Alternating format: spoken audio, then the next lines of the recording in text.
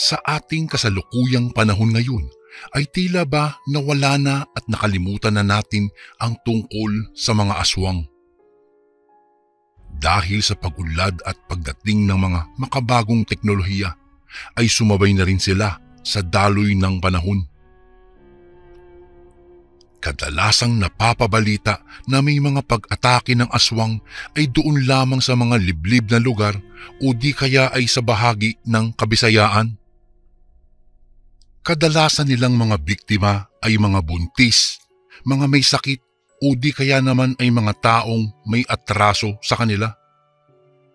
Narito ako ngayon, Idol Barry, upang ibahagi sa inyo itong aking karanasan tungkol sa aswang.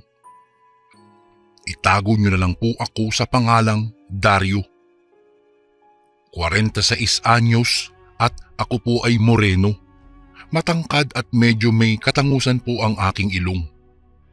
Pangalawa ko sa aming magkakapatid at sa ngayon ay may asawa na ako at isang anak.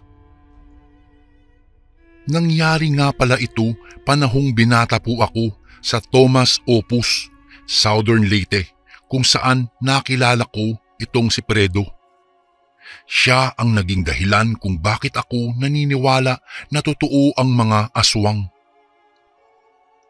Taong 1980 ay napagpasyahan ng mga magulang ko noon na magbakasyon muna kami sa Leyte.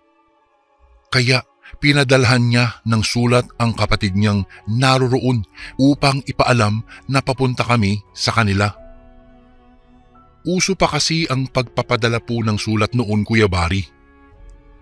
Kung kaya't umalis kami, sakay ang isang barko at pagkarating namin sa pier ay sumakay kami ng sasakyan papunta naman sa Southern Leyte.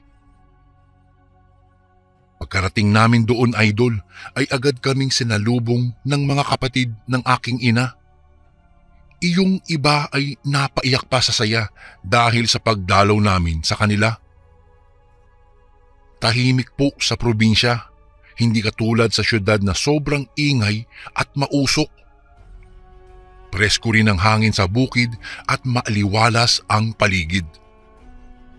Sa mga panahong ito, Idol, ay naisipan kong maglibot-libot muna sa paligid. Nagbabaka sakaling may makita akong mapaglibangan. May nakita akong mga paninda sa gilid ng kalsada. Naaliw po ako sa panonood sa kanila, kaya di ko tinitingnan ang dinadaanan ko hanggang sa may nabunggo akong isang lalaki, Kuya Barry. Kaagad naman akong humingi ng pasensya sa kanya, ngunit tiningnan niya ako ng masama. Kabago-bago ko pa lang sa lugar na iyon pero may galit na kaagad sa akin at pakiramdam ko noon ay gagantihan niya ako anumang oras. Kung kaya't nagmamadali akong umuwi sa bahay para magpahinga muna. Bigla na lang akong nabad mood noon at nawala ng gana. Naisipan kong bukas na lang ako maglalakwatsa ulit. Pagkarating ko sa bahay nila Tia ay naabutan ko silang naghahapunan. Kumain na lang ako at hindi sila pinansin. Nagtataka sila sa inasal ko ng gabing iyon, ngunit sinabi ko na lang na wala lang ako sa mood. Nang dumating ang kinabukasan, ay naglibot-libot muli ako sa kalye. At doon ay muli kong nakita yung lalaking nakabangga ko kahapon. Tinitingnan ko lang siya. Naglalakad-lakad lang ito, kaya lang nahihiwagahan ako sa presensya niya. Kaya ewan ko ba kung anong pumasok sa isipan ko. Naisipan kong sundan na lang ito ng palihim. Nagtanong-tanong din ako sa mga taga roon kung kilala ba nila ang lalaking iyon at kung ano ang trabaho nito at kung saan ito nakatira. Ewan ko ba, para akong espiya nung mga oras na iyon. Ayon sa nalaman ko, Idol Barry, ang pangalan nito ay Fredo at isa raw itong security guard sa isang bangko. Maraming nagsasabi na wag daw akong lalapit sa lalaking iyon sapagkat hinihinalaan daw itong isang aswang. Ang kinagulat ko pa, mayroon daw nakakita sa lalaking nakatuwad at nagpalit ng anyo. Umiiwas daw sila sa lalaking iyon dahil delikado raw at baka mahawaan pa sila. Hindi ko alam kung maniniwala ba ako sa kanila noon, Idol Barry, sapagkat di naman talaga ako naniniwala na may mga ganoong klaseng nilalang.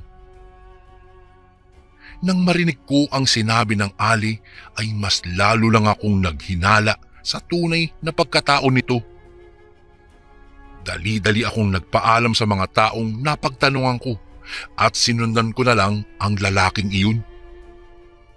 Pinigilan pa nila ako, ngunit hindi po ako nakinig sa kanila. Lumiko ako sa isang iskinita at tumakbo pa sa may unahan. Maya-maya'y pumasok ako sa isang malaking bahay na medyo sira-sira pero may mga lumang gamit pa naman. Pakiramdam ko matagal na itong abandonado. Habang patuloy kong tinitingnan ang kabuuan ng bahay ay napadako ang tingin ko sa antik na salamin. Kasing tangkad ko ito at halata na ang kalumaan nito. Habang tinitingnan ko ang sarili ko sa salamin ay laking gulat ko dahil may nakita akong tao sa aking likuran na tabingi ang mukha. Kinilabutan ako at dali-dali akong lumingon at tumambad sa aking harapan ang lalaking sinusundan ko, Kuya Barry. Kinabahan ako ng mga sandaling iyon dahil tinitigan niya ako ng masama. Kung nakamamatay lang ang titig niya ay maaaring patay na ako dahil sa talim nito. Ababay, ikaw yung nakita ko kahapon at may tapang ka pa talagang sundan ako dito ngayon. Ano bang gusto mo? Yung tumigil ang edad mo at paglamayan ka na? Baka nakakalimutan mong baguhan ka pa lang dito ha? Hindi mo pa ako kilala, bata. Huwag mo nang alamin kung sino ako at baka magsisi ka lang. Iba ako magalit. Galit na wika ng lalaki. Habang sinasabi niya iyon ay nanlilisik itong nakatingin sa akin. Hindi naman sinasadyang nagkatagpo ang mga mata namin at halos di ako makapaniwala noon, Kuya Barry, dahil nakita ko ang sarili kong nakabaligtad sa kanyang refleksyon. Labis ang takot na naramdaman ko ng mga sandaling iyon, Idol Barry. Para akong poste na hindi maigalaw ang aking mga paa para sana umalis na sa harapan ng lalaking iyon. Alam ko ng mga sandaling iyon na hindi siya ordinaryong tao. Pinilit ko ang sarili kong makagalaw at dahan-dahang umatras, ngunit agad din akong napatigil at napahawak sa dingding na nasa aking likuran. Naisip ko na iyon na yata ang katapusan ko. Wala na akong maaatrasan pa. Pumikit na lang ako at tinanggap ang kapalaran ko. Bago ko po ipagpatuloy ang kwentong ito ay may request sana ako sa iyo, kasundo. Isang pindot lang ito, kasundo, sa subscribe button namin. Malaking tulong po ito sa amin, kasundo, upang mapagpatuloy pa namin ang mas marami pang magagandang kwento. Salamat sa pag-subscribe mo, bagong kasundo. Maya-maya lang ay nakarinig ako ng mga yabag at boses papalapit sa lumang bahay. Kung kaya't agad akong napamulat at tumambad sa akin ang mga taong napagtanungan ko kanina. Hinanap ko rin ang gwardiya pero bigla na lang siyang nawala na parang bula. Kinilabutan ako, grabe. Sabi nga ng mga taong tumulong sa akin, mabuti na lang daw at sinundan nila ako. Ayon pa sa kanila, hindi naman daw dito ang bahay ng gwardyang iyon. Maaaring nalaman nitong sinusundan ko siya kaya dinala niya ako sa lumang bahay. Napag-alaman ko ng mga oras na iyon kung saan ito nakatira. Kaya isang gabi, lihim akong pumunta sa tinitirhan ng gwardiya. Maliwanag noon ng buwan at tanaw na tanaw ko mula sa aking kinaroroonan ang bahay nito. Ewan ko ba, Kuya Bari, kung ano na naman ang pumasok sa kukote ko at sinundan ko muli kahit alam kong kakaiba siya. Medyo distansya ang pwesto niya sa mga kabahayan. Nanatili lang akong nakatago sa malaking kahoy habang patuloy na nagmamasid sa kanilang bahay. Ilang oras ang lumipas, Idol, ay muntika na akong maidlip nang makarinig ako ng isang hiyaw na parang biik na kinakatay. Tapos biglang bumukas iyong bintana ng ikalawang palapag ng bahay ni Fredo, yung gwardya. Saksi ang dalawang mata ko, Kuya Bari, na tumutulo ang laway nito at para ring may langis ang buong katawan niya. Hindi ko mapagtanto kung bakit ganoon ang kanyang itsura.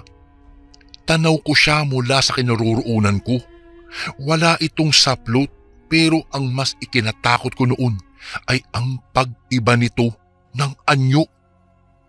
Biglang naging isang malaking itim na ibon at lumipad papalayo. Kinurap-kurap ko pa ang aking mga mata at kinurot ko pa ang aking hita. Ngunit gising po ako. Hindi ako makapaniwala sa aking nasaksihan. Dahil sa pangyayaring iyon ay bigla akong natakot at nawala sa aking sarili. Napatakbo ako nang wala sa oras dahil sa kaba at lumikha ito ng kaluskos sa paligid. Dali-dali akong tumakbo noon pauwi sa amin dahil sa nalaman at natuklasan ko. Tumpak, totoo nga yatang aswang ang animal na iyon. Tumakbo ako ng mabilis noon dahil alam kong ako ang puntirya niya, lalo na't nakarinig ako ng pagaspas ng mga pakpak sa di kalayuan. Alam kong sa pagkakataong iyon, Kuya Bari, na hindi ako tinatantanan ng gwardyang iyon dahil nalaman ko na ang kanyang lihim. Sa hindi inaasahang pagkakataon ay may biglang sumunggab sa akin mula sa likuran at napasubsob po ako sa damuhan. Napapikit at napaigik ako sa sakit pero hindi ko iyon ininda, lalo na nang makita ko ang isang dambuhalang baboy na nanlilisik ang mapupulan nitong mga mata at naglalaway ang bibig. Nagtataka man ay natakot din ako sa bilis ng kanyang pagpapalit ng kanyang anyo. Sa pangalawa nitong pag-atake sa akin ay nakailag ako kaya bumangga ito sa puno ng mangga at nakakuha ko ng pagkakataong makatakas. Sa totoo lang, Idol, halo-halong emosyon ang nararamdaman ko ng mga oras na iyon. Sakit, hingal, uhaw at labis na takot. Habang patuloy ako sa aking pagtakbo, ay naririnig ko pa rin ang hiyaw ng nilalang hanggang sa biglang tumahimik ang paligid. Kinabahan lalo ako. Maya-maya'y isang huni ng ibon ang aking narinig. Mahina ito kaya nakampante ako. At ako'y napangiti dahil sabi ko'y ligtas na ako dahil tanaw na tanaw ko na rin ang mga kabahayan. Ngunit nagkamali ako. Akala ko ay hindi na ako susundan pa. Ngunit bigla na lang akong kinalmot ng lumilipad na nilalang. Napunit po ang damit ko noon at nagkaroon ng daplis ang aking balikat. Nagsisigaw na ako at humingi na ako ng tulong at doon na nagsilabasan ang mga kapitbahay doon. Nakita ko rin ang mga magulang kong lumabas ng bahay at dali-daling tumakbo sa direksyon ko.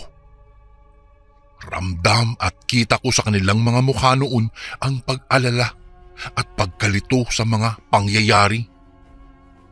Inalalayan nila ako papasok sa bahay at isinalaysay ko naman sa kanila ang buong pangyayari. Habang sinasalaysay ko po yun, ay nakikinig din ang mga kapitbahay namin doon.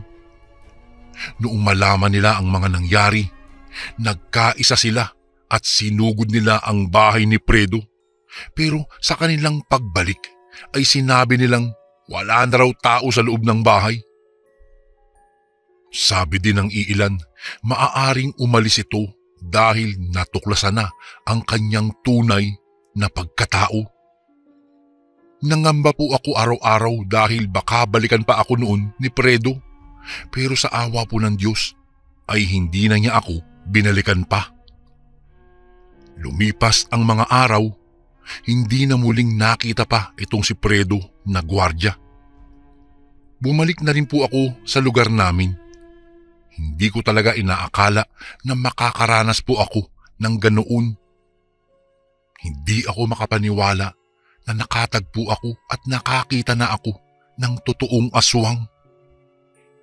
Isang karanasan po ang aking hindi malilimutan na muntik nang magpahamak sa aking buhay dahil lang sa isang aswang na gwardiya. Hanggang dito na lang po ang aking kwento, Idol Barry, at maraming salamat po sa mga nakinig ngayon. Sana po'y mabasa nyo at sana po'y mapili nyo po ang aking kwento.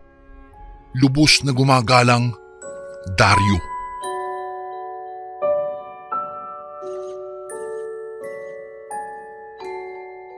Isang magandang araw po sa iyo, Kuya Barry, at sa lahat ng bumubuo ng inyong channel.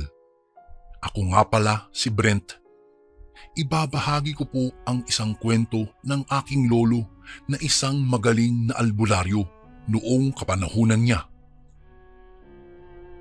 Taong 1984, isang bantog na albularyo si Lolo Veneracio sa kanilang lugar. Kilala siya sa tawag na Mang Veni. Naipasa pa ng aming mga ninuno ang mga kaalamang ginagamit niya. Pinaghalong organiko at espiritual ang kanyang pamamaraan, kaya naman madami ang lumalapit sa kanya upang magpagamot. Sa kabila ng kanyang edad na 78, matipuno pa rin ang pangangatawan nito at maliksi kung kumilos.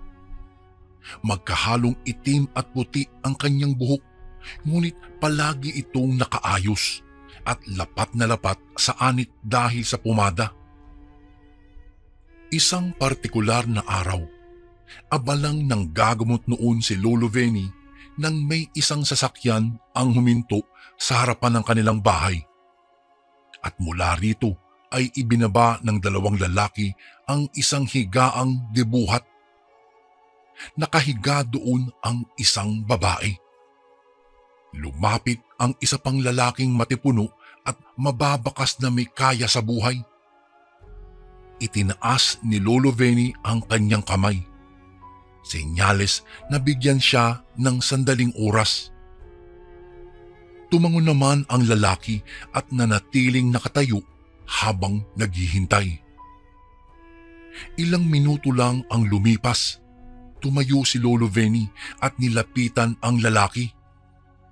Inabot nito ang kamay kay Lolo at nagpakilala bilang si Alfonso. Nagmamakaawa ito na tulungan ang kanyang anak na hirap na sa karamdamang dumapo dito. Tinapik ni Lolo Veni ang balikat ng lalaki at nilapitan ang babaeng nakahiga sa higaang debuhat. Gulat na gulat si Lolo sa itsura ng babae. Butot balat na ito at natutuklapan ang ibang parte ng balat. Nagsusugat-sugat na din ang ilang mga bitak sa balat na may kasamang mabahong amoy. Hinawakan ni Lolo ang pulso nito at ilang sandali pa ay pinapasok niya sa loob ang babae. Naglabas ng kapirasong papel at nagsindi ng kandila si Lolo. Ito ang kanyang pamamaraan ng pagtatawas. Dito na napag-alaman ni Lolo na isang manananim ang may gawa noon sa dalaga. Kuya Barry, ang manananim ay isang uri ng mangkukulam na kilala sa Pangasinan. Kinukuha nito ang tinapakang lupa ng bibiktimahin upang magamit sa paggawa ng kulam. Kaagad na naghanda si Lolo Venny para sa isang kumbate espiritual. Dahil na rin sa sitwasyon ng babae, sinabi ni Lolo na hindi kakayanin ng katawan nito ang pagpapasapi ng espiritu ng mangkukulam. Kaya naman kinausap nito si Alfonso upang ito ang maging medium. Pumayag naman ang ama at inumpisahan na nila ang pagtawag sa espiritu ng mangkukulam. Pinaupo ni Lolo sa isang silya si Alfonso at nag-umpisang mag-orasyon. Ilang sandali lang at biglang nag-iba ang itsura nitong si Alfonso. Naging mabalasik ang tingin at nag-iba ang kanyang boses. Akmang magwawala na sana ang lalaki, ngunit maagap na nakapag-usal ng pamakong orasyon itong si Lolo Venny. Galit na galit ang nakasapi, ngunit wala itong magawa dahil hindi ito makakilos o makatayo man lang sa kinauupuang silya. Nag-umpisang magtanong si Lolo Venny kung ano ang dahilan ng paggagambala ng mangkukulam sa babae. Sa halip na sumagot ay tumawa lang ng tumawa ang nakasapi at sinabi nitong nag-aaksaya lang ng oras itong si Lolo. Muling nag-usal ng mga orasyon si Lolo Venny at iniihip iyon sa hintuturo at inilipat sa tagiliran ni Alfonso. Namimilipit ito sa sakit at nagmamakaawang tigilan na dahil nasasaktan siya. Hindi nakinig si Lolo Venny at muli itong nagtanong kung bakit nito ginagambala ang babae. Dito na sumagot ang nakasapi. Ganti! Iginaganti ko lang ang aking anak na nagpakamatay dahil sa babaeng iyan. Wika ng nakasapi. Gumamit ako ng dayami at lupang tinapakan ng babaeng yan. Gagawin ko siyang buhay na bangkay hanggang sa tuluyan siyang malagutan ng hininga. Tugon ng nakasapi. Wala nang sinayang pang oras itong si Lolo Venny at muli itong nag-usal sa kaginilitan ang liig ng mangkukulam gamit ang kanyang daliri. Biglang lumaylay naman ang ulo ni Alfonso matapos iyong gawin ni Lolo Venny. Noong makabalik ang ulirat ng lalaki ay kinausap ito ni Lolo. Pinaliwanag niya ang nangyari at napaisip naman si Alfonso kung sino ang maaaring gumawa noon sa kanyang anak, samantalang hindi ito lumalabas masyado. Bahay-eskwela lang daw ang pinupuntahan nito, kaya wala siyang maisip na maaaring may galit sa kanyang anak. Alfonso, hindi basta-bastang mangkukulam ang kalaban natin. Isang manananim. Malakas ang mangkukulam na ito at hindi ito nag-iisa kapag gumagawa ng pamarusa. Kaya malakas ang kutob kong hindi patapos ang ating gamutan. Kung maaari sana ay manatili muna kayo rito ng mga ilang araw upang masiguro ang paggaling ng inyong anak. Wika ni Lolo Venny. Kahit na nahihiya ay sumang-ayon naman si Alfonso. Dahil sa sitwasyon, pinakiusapan ni Lolo Venny ang iba pang naghihintay na magpapagamot na kung maaari ay bumalik na lamang sila makalipas ng 3 araw. Kaagad namang ipinaayos ni Lolo kay Lola ang isang silid upang doon manatili ang dalaga. Naghanda na din siya ng mga pinatuyong halamang gamot at hinalo ito sa langis. Bago ko po ipagpatuloy ang kwentong ito ay may request sana ako sa iyo kasundo. Isang pindot lang ito kasundo sa subscribe button namin. Malaking tulong po ito sa amin kasundo upang mapagpatuloy pa namin ang mas marami pang magagandang kwento. Salamat sa pag-subscribe mo, bagong kasundo. Ipinahid iyon sa mga sugat ng dalaga. Kinagabihan, habang magkausap si Alfonso at Lolo, bigla siyang nakaramdam ng mabigat na presensya sa paligid. Nagmamadali siyang pumasok sa silid ng pasyente kasunod si Alfonso. Gulat na gulat silang dalawa sa naabutang tagpo. Isang itim na imahe ang nakaupo sa tabi ng dalaga at hinahaplos ito sa mukha. Nag-uusal pa lang si Lolo ng mga orasyon nang bigla siyang mapaluhod at sinalo ang kanyang dibdib. Tumayo ang nilalang at biglang naglaho. Nakita ni Lola ang pagbagsak ni Lolo kaya napasigaw ito. Kaagad namang pumasok ang mga kasama ni Alfonso at tinanong kung anong nangyari. Inalalayan nila si Lolo at pinaupo. Alfonso, masama ito. Tama ang hinala ko na hindi basta-basta manananim ang kalaban. May kakayahan itong gumamit at mag-utos sa demonyo. Hindi ko kakayanin kung ako lang ang haharap sa kanya. Wika ni Lolo habang habol hininga at salo sa kanyang dibdib. Dahil sa natuklasan, kaagad na inutusan ni Lolo ang isa sa mga tiyuhin ko na sunduin ang isa pang magaling na manggagamot sa lugar ni Tata Filemon. Pinangingilagan sa lugar ang matanda dahil may usap-usapang bukod sa pagiging manggagamot ay isa rin itong magaling na mambabarang. Kaagad namang sumunod ang tiyuhin ko at makalipas lang ang isang oras ay dumating na ito kasama si Tata Filemon. Pagkapasok pa lang nito sa bahay ay napangiti na ito. Aba, isang manananim na may kaalaman sa dalungdungan. Mapanganib ang nakatapat mo ngayon, Venny. Wika ni Tata Filemon. Ang dalungdungan ay isang uri ng kakayahan kung saan sumusulat sa isang papel ang mangkukulam ng isang kasunduan sa mga demonyo upang magamit sa pagbibigay ng anumang uri ng sakit. Walang inaksayang oras ang dalawa at muling kinausap ni Alfonso upang maging medium. Pinaupo ito sa silya at nag-umpisa ng mag-usal itong si Lolo Venny ng panawag. At nang muling may sumapi sa lalaki ay kaagad itong nag-usal ng pamako.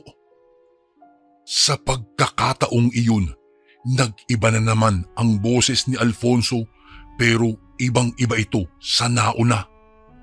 Mas nakakatakot ang boses na animoy nagmumula sa kailaliman ng lupa. Lumapit si Tata Filemon kay Alfonso at bumulong ito sa tenga ng lalaki. Biglang nag-iba ang itsura nito at lalong nanlisik ang mga mata. Bumuka ang bibig ni Alfonso. Nagsasambit ito ng mga kakaibang salita na nagbigay ng kilabot sa dalawang manggagamot. Maya-maya pa, nakarinig sila ng isang pag-angil na nagmula sa labas ng bahay. Kaagad na iniutos ni Tata Filemon sa dalawa pang lalaki na isara ang lahat ng bintana at mga pintuan. Nag-usal ito ng mga kataga at umihip sa hangin. Ilang sandali ang lumipas, naging mas agresibo ang nilalang sa labas ng bahay at wala ding tigil sa paghalakak ang nakasapi kay Alfonso. Mga hangal, Hindi niyo ako kaya. Walang kamatayan ang tulad ko. Ikaw, ang akala mo ba ay ako ang nagilitan mo kanina? Mabuti na lang at marami akong alaga. Wika ng nakasapi. Lumapit si Tata Filemon kay Alfonso at muli itong nag-usal ng orasyon sa kainihip sa palad at ubod lakas na sinuntok sa dibdib. Napaubo naman ang lalaki at muling ngumisi. Yan lang ba ang kaya mo? Sa oras na makapasok ang alaga ko dito sa bahay, mamamatay kayong lahat. Muling wika nito. Naglabas ng libreta si Tata Filemon at nag-usal ito ng mga katagang mula roon. Nakaramdam ng sobrang bigat na presensya si Lolo Venny at nagtayuan ang lahat ng balahibo niya sa katawan. Mula sa likuran ni Alfonso, lumabas ang isang figura ng babae. Nakaitim ito at napakapangit ng hitsura. Purong itim ang mga mata nito at may matutulis na ngipin. Muling nag-usal ng mga kataga si Tata Filemon at biglang nawala ang nilalang. Ilang minuto lang ang lumipas at biglang umangil ng napakalakas ang nilalang na umaaligid sa labas ng bahay hanggang sa tuluyan na itong maglaho. Muling lumapit si Tata Filemon kay Alfonso. Ha! Hindi ka pa ganoon kalakas.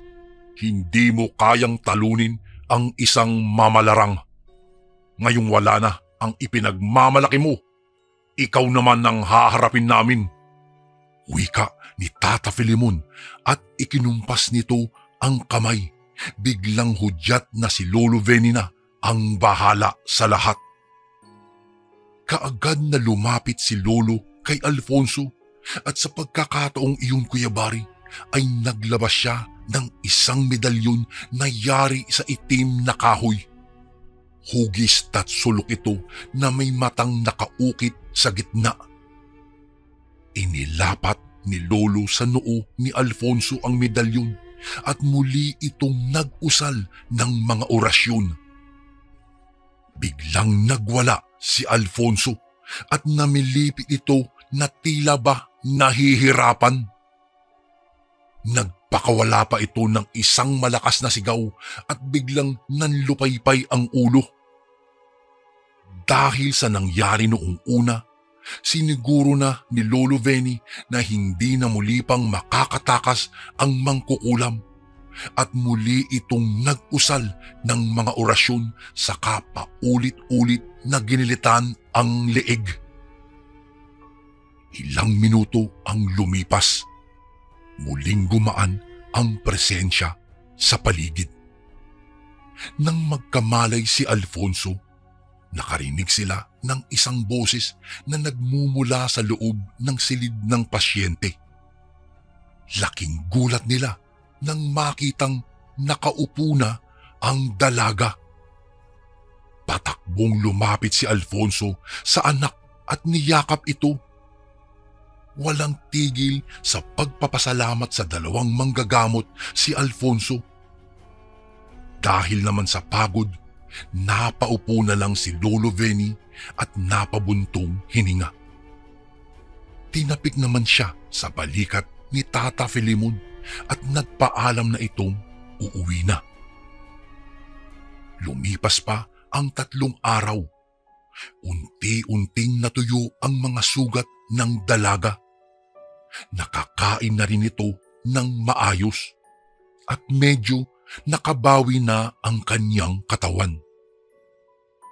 Bago umalis ang mag-ama sa bahay ni Lolo, nag-abot ito ng malaking halaga, ngunit tinanggihan iyon ni Lolo. Kahit anong pilit ay walang nagawa si Alfonso.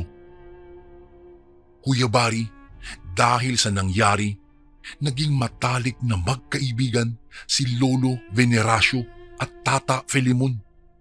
Nagpalitan sila ng mga kaalaman at naging mas magaling pang manggagamot si Lolo. Pumanaw silang dalawa na magkasunod na taon, dala ang kani-kanilang kaalaman. Hanggang dito na lang po ang aking kwento, Kuya Bari. Salamat po ng marami. Sana po'y nagustuhan niyo po ang aking kwento.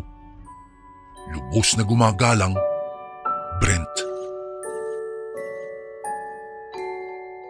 Naniniwala ba kayo sa mga aswang, engkanto, maranhig, kapre? Ako kasi, Kuya Bari, hindi ako naniniwala sa mga kwentong kababalaghan. Ngunit isang karanasan ang nagpabago ng lahat. Karanasan na hinding-hindi ko makakalimutan. Hindi pa man tuluyan na sumikat si Inang Araw ay nagising na ako kaagad dahil sa ingay ng mga alagang baboy ni Istong. Hindi naman bago sa akin iyon dahil sa loob ng ilang buwan ay palagi na lamang ganoon ang nangyayari at idagdag mo pa na nangangalingasaw ang dumi na nagmumula sa kulungan ng mga alaga nito. Magandang araw po sa inyo, Kuya Bari, at sa lahat ng mga nakikinig. Kagaya ng ibang mga tao na nagpapadala ng kanilang mga kwento, ay itago niyo na rin po ako sa katauhan at sa pangalan na Roel. Ang istoryang ibabahagi ko po sa inyo ngayon ay naging karanasan ko taong 1990 sa probinsya ng Antique. Nagmula talaga ako sa Pampanga, ngunit dahil sa kahirapan ay wala sa oras na lumipat ang aming pamilya sa probinsya ng Antique. Maganda at maayos naman ang pananatili namin sa nasabing lugar. Masasabi kong kaunti lang ang kaibahan nito sa lugar na kinalakihan ko. 4 lamang kaming magkakasama sa iisang bubong. Kasama ko ang nakakatanda kong kapatid at ang mga magulang ko. Ano ba yan? Kay aga-aga nangangalingasaw na naman ang bahong yan. Narinig ko pang reklamo ni nanay nang maabutan ko siyang nagtitimpla ng kape sa sala. Hindi ko rin naman siya masisisi dahil totoo naman yun. Maging ako, Kuya Bari, ay gusto ko rin na magreklamo, ngunit mas pinili ko na lamang ang manahimik. "Oh, Istong, ang aga nating nagising ah." Narinig ko pang saad ni tatay na nasa labas pala ng bahay.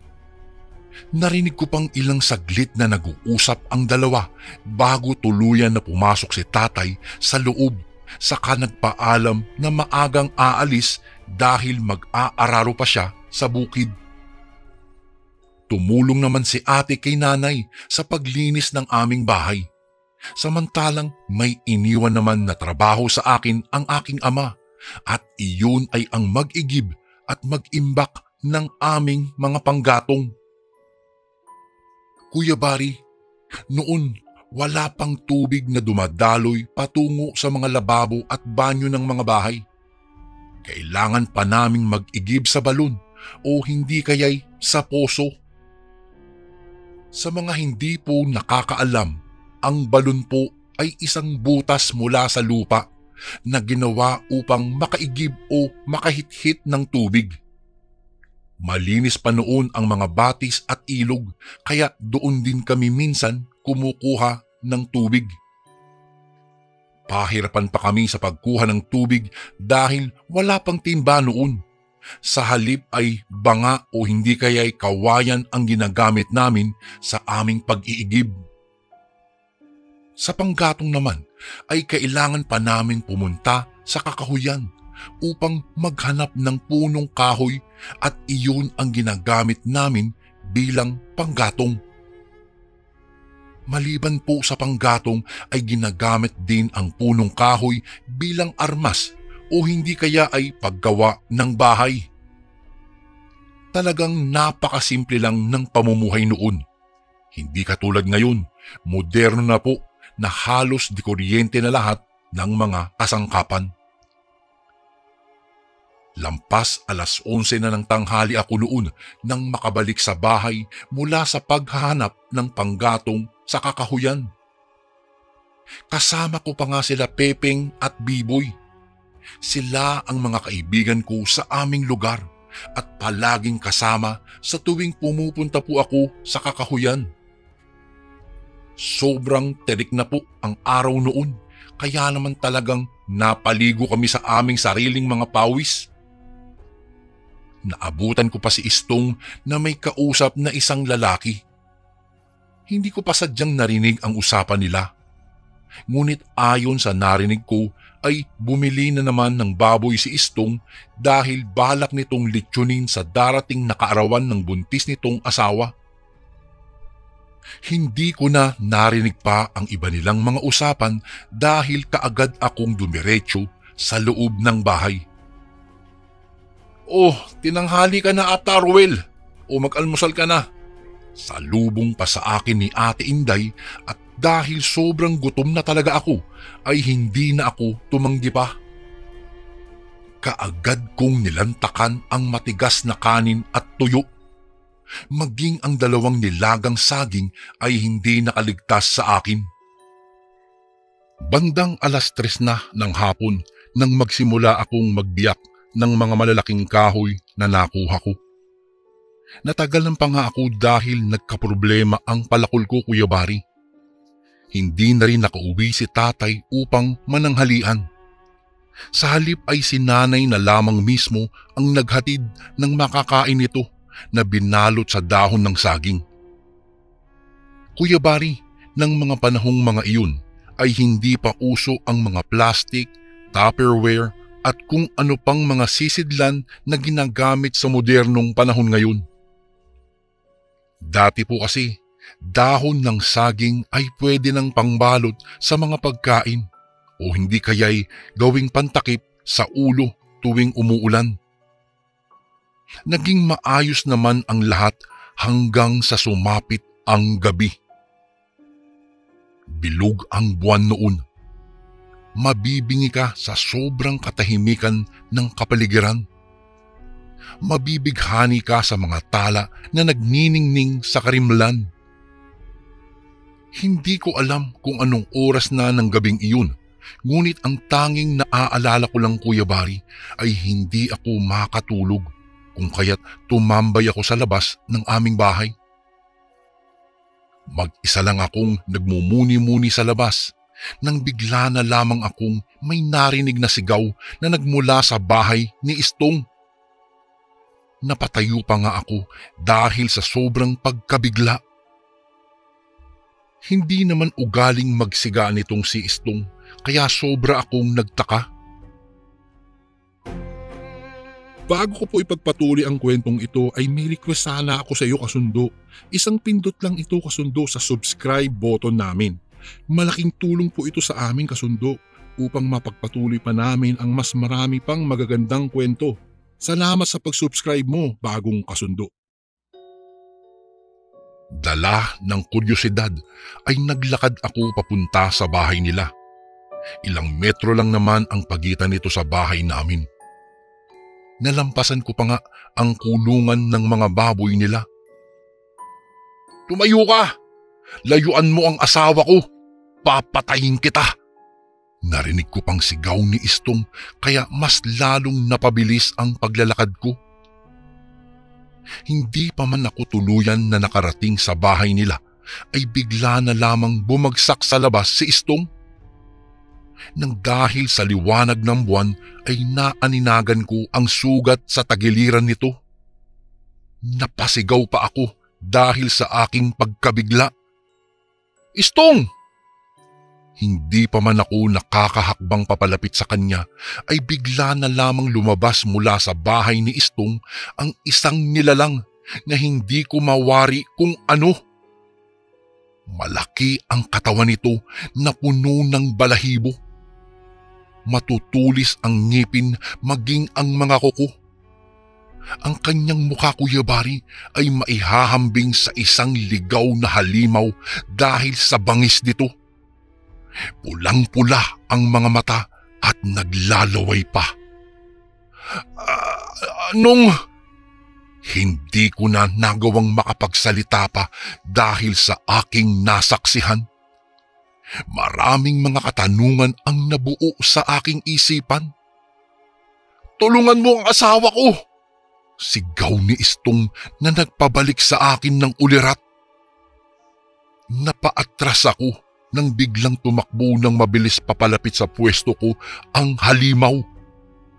Para akong napako sa kinatatayuan ko, ngunit bago pa man tuluyan na nakalapit ito, ay bigla na lamang itong napahinto at napadaing. Napasulyap pa ako sa likuran nito at doon ko napagtanto na may hawak palang sisidlan si Istong. Napatakbo ako at mabilis na lumapit sa kanya. Asin?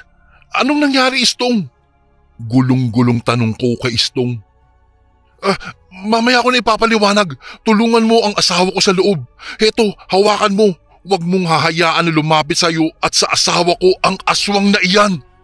Matigas na saad nito. Naguguluhan man ako, Kuya Bari, ay ginawa ko pa rin ang utos niya.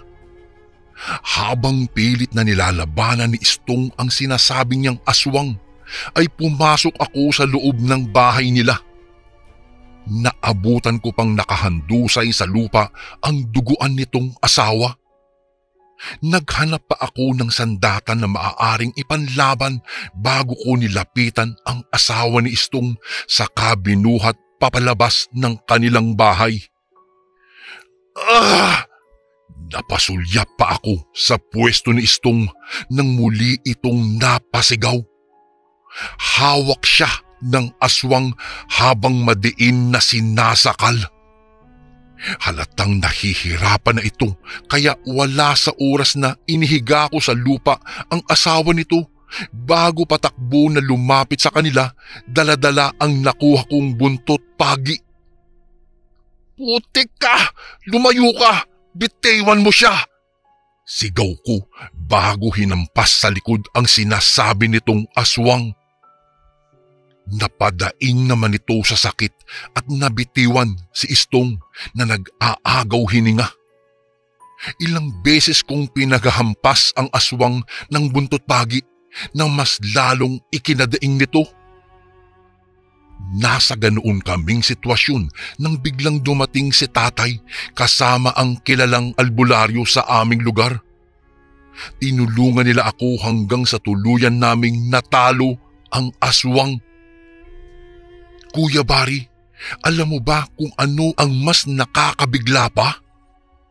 Lahat kami ay natigilan noong magpalit anyo ang aswang bilang isang baboy bago ito tuluyan na nawala na parang bula na lang. Natulala na lang kami sa mga nangyari at hindi alam ang gagawin. Ngunit hindi na kami nagsayang ng oras pa. Kaagad naming dinala sa bahay ni Mang Domingo ang mag-asawang duguan.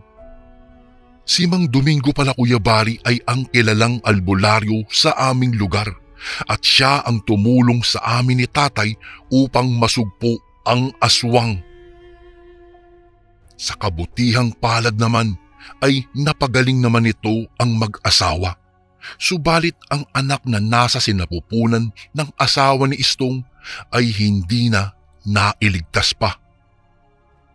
Sobrang nagdadalamhati ang mag-asawa. Naikwento rin ni Istong na ang bagong baboy pala na nabili nila para sana sa magiging kaarawan ng asawa nito ay hindi niya aakalain na isa palang aswang. Isang aswang na nagbabalat kayong baboy at puntirya niya ng gabing iyon ay ang asawa nitong buntis. Nang dahil po sa pangyayaring iyon, ay marami akong natuklasan at nalaman, Kuya Bari. Napatunayan ko rin na ang dating hindi ko pinaniniwalaan ay totoo pala. Matapos po ang pangyayari ng gabing iyon, ay naging maayos naman ang lahat. Lumipat sa ibang lugar itong si Istong at maging ang asawa nito upang magpahilom ng sugat dahil sa pagkawala ng anak nila. Ilang taon pa ang lumipas bago sila muling bumalik, ngunit sa pagkakataong iyon ay 4 na po sila. Oo, nagkaanak sila at sa kabutihang palad ay kambal pa. Sa kasalukuyan po, Kuya Bari, ay nandito na ako ngayon sa lungsod ng Maynila. Pamilyadong tao na rin at patuloy na lumalaban sa buhay. Gaano man kahirap ang isang sitwasyon na hinaharap o haharapin mo, ay patuloy ka lang na lumaban. Tandaan, habang may buhay ay may pag-asa. Isang kwento na aking hindi makakalimutan, Kuya Bari. Isang kasaysayan na puno ng hiwaga at kababalaghan dahil lang sa isang alagang baboy ni Istong. Hanggang dito na lang po ang aking kwento, Kuya Bari. Salamat po ng marami and more power po sa Ang Sundo Horror Stories. Shoutout po pala sa pamilya Gomez. Lubos na gumagalang, Ruel.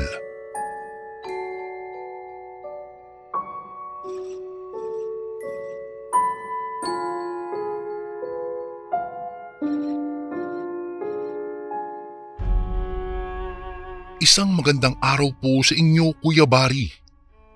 Itago niyo na lang po ako sa pangalang Bert. Nais ko lang sanang ibahagi po sa inyo ang katatakotang karanasang ito na naranasan namin ng aking kaibigan. Itago niyo na lang po siya sa pangalang Tetet. Hindi ko alam, pero isa rin ito sa mga pangyayaring pinagsisisihan ko magpas hanggang ngayon, Kuya Bari. Itong kwentong aking ibabahagi ay nangyari nang minsan kaming tumungo sa isang slaughterhouse. Hindi rin namin aakalaing dahil sa ginagawa naming iyon, mayroon kaming matutuklasan na mas mabuti pa sanang hindi na namin nalaman pa. Isang araw po noon, Kuya Bari, niyaya ako ng aking kaibigang si Tetet na pumunta sa isang abandonadong slaughterhouse. Ayon kasi sa kanya, inabandona na iyon. Mga ilang taon na siguro ang lumipas. Pre, anong gagawin natin dun? Tanong ko sa kanya. Pre, business to. Medyo masukal nga lang yung bahaging yun pero tiyak na maraming gagamba ang naroroon. Sabi niya sa akin. Ano? Ano naman natin yung gagamba? Alangan naman paglaruan natin yun. Tanong ko ulit sa kanya. Kulit mo naman sabi ko nga business May bibili kasi sa akin ng gagamba, kaya nais kong maghanap. Hayaan mo na at hahatian kita para hindi naman masayang ang pagod mo. Pangulit sa akin ni Tetet. Naisip kong sayang naman ang perang makukuha namin. Kung kaya pumayag akong samahan siya sa pagpunta sa bandang slaughterhouse para manghuli nga ng gagamba. Dala ang flashlight at saka kaha ng posporo. Naglakad kami patungo nga sa lugar na iyon. Ay, teka lang, may naalala lang ako. Marami kasi akong nasagap na kwento na yung slaughterhouse daw na iyon ay naging katayan ng mga aswang magmula ng lisanin iyon ng mga tagakatay ng baboy. Takot na wika ko kay Tetet. Tokbahan kita Ano ka ba? Naniniwala ka ba doon? Hindi kasi ako naniniwala lalo na sa mga aswang. Alam mo, mga kwento-kwento lang yan ng mga matatanda para takutin tayo. Patawa-tawang sabi ni Tetet sa akin. Napailing na lang ako sa kanyang sinabi. Naisip ko kasing kahit na may punto siya, wala namang mawawala kung maniniwala ako sa mga aswang. Noong makarating na kami sa bahagi kung saan naroroon ang slaughterhouse, Tila nanibago ako sa katahimikan ng paligid. Kahit kasi ang mga kulisap ay hindi man lang nag-iingay. Dahil nakaramdam ako ng kilabot, hinayaan ko na ang aking kaibigan na mauna nang maglakad kaysa sa akin. Nakailang hakbang na kaming dalawa noong may maulinigan akong parang ingay. May parang kalabog at pagtaga na hindi ko naman alam kung saan nagmumula. Hindi ko na nga nasabi pa kay Tetet kung ano man ang aking narinig, kaya nagpatuloy kami sa paglalakad. Habang papalapit na kami ng papalapit, narinig kong muli na parang palakas naman ng palakas ang ingay. Ang buong akala ko po, Kuya Bari, ay hindi pa rin iyon napapansin ni Tetet, kaya napatitig na lang ako sa kanya noong biglang tumigil siya sa kanyang paglalakad. "Oh, bakit ka tumigil?" Tanong ko sa kanya. Teka lang. May narinig kasi akong parang nagtataga." Wika niya sa akin. Napamulagat ako ng aking mga mata. Sinabi ko sa kanyang kanina ko pa naririnig ang ganoong ingay, kaya maging siya ay natakot na rin. Hindi kaya mula yan sa abandonadong slaughterhouse?" Tanong ko sa kanya. Napakibit balikat ang aking kaibigan. Parang wala lang sa kanya ang aking sinabi at nagawa pa niyang magsalita. "Tingnan kaya natin kung doon talaga nagmumula. Total, nandito na tayo eh," sabi ni Tetet sa akin. Ayaw ko na sanang pumayag pero nauna na siyang naglakad, kaya wala akong nagawa. Sumunod na lang ako sa kanya. Kahit na madilim ang paligid, hindi namin ginamit ang flashlight para hindi kami makakuha ng atensyon. Habang papalapit na kami ng papalapit sa slaughterhouse, nakakaramdam kami ng kakaibang hilakbot. Nagsitayuan na rin ang aking mga balahibo at parang lumalaki ang aking ulo, Kuya Bari. Ano kaya ang nariyan?" Tanong ko kay Tetet. Pareho kaming natigilan noon nang mapansin naming may nagliliwanag na sulo sa loob ng slaughterhouse. Patuloy pa rin naming narinig ang ingay na iyon, kaya dumiretso kami hanggang sa makarating kami sa mismong slaughterhouse. Nagkubli kami sa pader at saka nagmatsyag sa aming paligid. Walang ano-ano. Maya-maya'y nakarinig kami ng mahinang pag-angil. Alam naming nasa loob ng nasabing katayan ang pag-angil na iyon. Kaya naghanap kami ng bintana kung saan kami maaring sumilip. "Ayun, mukhang may bintana sa bahaging iyon," wika ni Tetet sa akin. Nanginginig man ako, ngunit napatango na lang ako sa kanya at saka nagsimula na ring naglakad.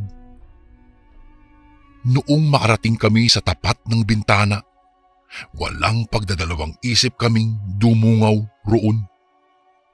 Subalit wala kaming nakitang kahit na ano maliban sa isang sulo. Baka sa loob pa mismo ang kinakatay," sabi ko kay Tetet. Magsasalita pa sana ako ulit, subalit biglang pumasok si Tetet sa pamamagitan ng paglundag sa bintana. Anak ng tokwa, iniwanan ako ni Tetet. Dahil ayaw kong maiwan roon, tumalon na rin ako. Noong nasa loob na kami ng nasabing slaughterhouse, maingat kaming naglakad upang hanapin kung saan nagmumula ang ingay na iyon. Napasalampa kami bigla sa sahig. Laking gulat na lang namin noong may makita kaming tatlong lalaking may pinagtutulungang katayin. Noong una, inakala naming mga simpleng tao lang ang mga iyon, Ngunit nang pagtuunan namin ng aming pansin iyon, kitang-kita naming nagbabaga ang kanilang mga mata at may mga pangil sila. Bago ko po ipagpatuloy ang kwentong ito ay may request sana ako sa iyo kasundo. Isang pindot lang ito kasundo sa subscribe button namin. Malaking tulong po ito sa amin kasundo upang mapagpatuloy pa namin ang mas marami pang magagandang kwento. Salamat sa pag-subscribe mo, bagong kasundo. Ay po, aswang! Aswang ang mga iyan! Bulalas ko. Nanginginig na napatango din si Tetet sa akin at saka mahinang nagwika ng, Oo nga, dapat mag-ingat tayo. Aalamin natin kung ano iyang pinagkakaabalahan nila. Nang hina ang aking tuhod, Kuya Bari, dahil sa narinig ko sa kanya. Nag-aalangan na akong magpatuloy dahil alam kong lubhang delikado ang gagawin ng aking kaibigan. Ngunit nagsimula na naman siyang maglakad ng papalapit sa mga aswang na iyon. Noong nakahanap siya ulit ng kanyang matataguan, lumingon ito sa akin. Sinenyasan niya akong lumapit sa kanya. Kung kaya't kahit na nag-aalangan ako, maingat akong humakbang ng papalapit sa kanya. Tingnan mo pare, tingnan mo sila. Bulong niya sa akin. Tiningnan ko ang mga aswang at laking gulat ko, Kuya Bari, nang makita ang kanilang kinakatay. Katawan iyon ng isang tao at parang baboy lang kung kanilang katayin iyon. Mas lalo akong nanlumo sa mga eksenang sumunod. Mamayang hating gabi, pupunta na rito ang bibili nito. Garalgal na wika ng isang aswang. Kung gayon, kailangan nating dagdagan ito para hindi maubos itong karne natin. Pagkatapos nilang magwika, nagpalinga-linga siya sa paligid at saka suminghot sa ere. Dahil sa ginawa ng isang aswang, biglang bumilis ang pagtibok ng aking puso. Pakiramdam ko, Kuya Bari, ay alam niyang may ibang tao sa kanilang paligid. Mas lalo lamang akong nakaramdam ng takot nang makita kong bumulong siya sa kanyang kasama. Mukhang delikado ang ating lagay rito, Tetet. Sabi ko kay Tetet. Ka nang maingay. Alamin natin kung ano ang gagawin nila sa mga karning iyan. Sabi pa ng aking kaibigan. Hindi ko maintindihan kung anong pumasok sa kukote nitong si Tetet. Bakit kailangan pa naming manatili doon? Hindi ko na kinaya ang aking mga nakikita, Kuya Bari. Alam ko kasing tao talaga ang kanilang kinakatay. At dinig na dinig ko ang winika ng isa sa kanilang kulang pa ang kanilang kinatay. Naku po, baka kami na ang isunod doon. Pare, Tet, umalis na tayo dito bago pa tayo mahuli. Wika ko sa kanya. Pero parang wala lang sa kanya yun. Anak ng tuwa ka kung ayaw mong umalis, mauna na ako. Hindi ko na kaya ang aking nakikita, pare. At malakas na ang kutob kong makuhuli tayo kung hindi tayo aalis, Tet. Pagmamakaawa kong wika sa kanya. Noong mga panong iyon, hindi ko na pinakinggan ang kanyang sinabi. Dali-dali akong umalis sa aming pinagtataguan at saka nagpa siyang lumabas sa nasabing slaughterhouse. Noong malapit na ako sa bintana kung saan kami dumaan ni Tetet, bigla akong natigilan. May naulinigan akong isang sigaw na parang kawangis sa boses ng kaibigan kong si Tetet. Ay, di kaya si Tetet yun? Napailing ako at pilit na iniisip na mali ang pumasok sa aking utak. Hindi ko na tinuloy ang aking paglabas sa bintana, kung kaya't nagpasya akong bumalik upang silipin ang bahagi kung saan kumakatay ang mga aswang. Habang papalapit na ako ng papalapit, naiisip ko ang aking kaibigan. Pagkalapit ko sa pinagtaguan namin ni Tetet, nagtaka ako dahil wala na siya roon. Walang ano-ano, may nakita ako sa sahig. Mga patak ng dugo. Tetet! Napahakbang ako patungo sa isa pa naming pinagtaguan. Ngunit nagulat ako nang makita ko ang dalawang aswang na pinagtutulungang hilahin na si Tetet. Si Tetet! Wala nang buhay si Tetet! Wika ko. Napako ako sa aking pwesto at halos lumuha ako ng dugo nang makita kong walang pagdadalawang isip nilang pinugutan ng ulo ang aking kaibigan. Nagpagulong-gulong ang ulo niya kaya nagpasya na akong umalis, Kuya Bari. Noong lumabas na ako sa aking pinagtataguan, napalingon pa ako sa mga aswang at nakita kong kinakatay na nila ang aking kaibigang si Tetet. Alam kong kung hindi ako aalis, ako na rin ang kanilang isusunod. Dali-dali akong umalis sa lugar na iyon. Ngunit sa hindi ko namamalayan, nakagawa pala ako ng ingay. Narinig ko ang isang pag-angil ng isang aswang, kaya dumiretso ako sa bintana palabas sa nasabing slaughterhouse. Kailangan kong makalis na sa lugar na ito. Umiiyak na saad ko sa aking sarili. Habang ako'y tumatakas, muli pa akong napalingon at nagtaka ako dahil patay na ang apoy sa mga sulo sa loob ng slaughterhouse. Walang ano-ano, may narinig akong paghuni ng tiktik. Batid kong hahabulin ako ng mga iyon kaya mas binilisan ko pa ang aking pagtakbo. Takbo lang ako ng takbo, Kuya Bari. Halos kabog lang ng dibdib ang aking naririnig nung mga oras na iyon. Pagod na pagod man ay takbo lang ako ng takbo dahil naririnig ko pa rin ang paghuni ng tiktik sa aking itaas. Wala na akong nagawa kung hindi ang magdasal ng mga oras na iyon. Nanginginig na iniisip ko pa rin ang nangyari sa aking kaibigan. Hanggang sa makarating ako sa dulo ng baryo at dumiretso na ako sa aming bahay. Pagkarating ko sa amin ay napaiyak ako habang ikinikwento ko sa aking mga magulang ang lahat ng nangyari. Sinabi ko sa kanila na kinatay ng mga aswang si Tetet. Maski sila ay nanlumo sa mga narinig nila sa akin. Inireport din namin kaagad sa barangay ang mga pangyayaring hindi ka nais-nais. Kumalat ang kwento tungkol sa nangyari sa amin sa nasabing slaughterhouse.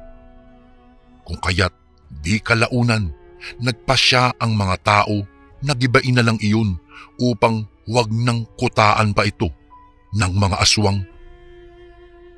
Sising-sisi po ako sa nangyari, Kuya Bari.